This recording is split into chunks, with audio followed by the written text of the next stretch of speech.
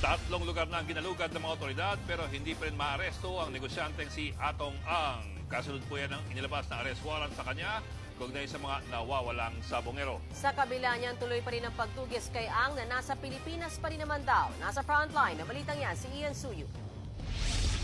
Ginalugad ng mga tauhan ng National Bureau of Investigation ang AA Cobra Farm sa Lipa City, Batangas para arestuhin ang negosyanteng si Atong Ang. Sa bisa ito ng warrant of arrest ng Santa Cruz Regional Trial Court sa Laguna, kaugnay ng kaso ng mga missing sa bungero. Pero walang Atong Ang na natagpuan sa lugar.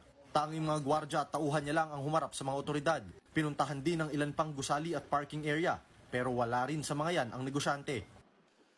Pinuntahan din ng mga ahente ng National Bureau of Investigation ang isa pang farm ni Ang sa Santa Cruz, Laguna. Yun nga lang, tanging caretaker lang ang humarap sa NBI. Wala raw si Ang sa loob. Nakiusap naman ang caretaker na hindi muna pasamahin ng mga taga-media sa loob. Pero matapos ang ilang minuto, lumabas din ang mga taga-NBI na walang kasamang Atong Ang. Nagsilbi rin ng arrest warrant sa 5 palapag na bahay na ito ni Ang sa Pasig City. Sinubukan ng News 5 na kausapin ng mga tauhan sa loob ng bahay. Sir, magtatanong lang, dito ba yung residence ni Mr. Atong Ang?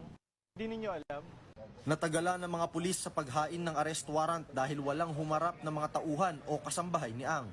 Humantong pa sa nagpadala na ng hagdanan para akyatin ang gate ng bahay.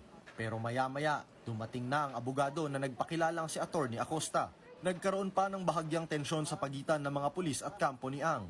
We have to have paano kung may pangyari dyan sa loob? Wala naman. Hindi, how can you be sure? This is service of Ma'am, of an arrest ma'am, this is warrant. Sir, and exactly, wala this is rin- service wala rin warrant. dito yung kliyente ko. Ma'am, this is Sir, and exactly, this is wala service rin warrant. dito yung kliyente ko. How can we be sure? Titingnan po namin. Halos 1 oras nilang hinanap sa loob si Ang, pero wala pa rin siya. Sa kabila niyan, tiniyak naman ng CIDG na nasa Pilipinas pa rin ang negosyante. At ngayong bigo ang unang araw ng paghahain ng arrest warrant, isang malawakang manhunt operation ang ikinasa ng PNP para mahanap si Ang.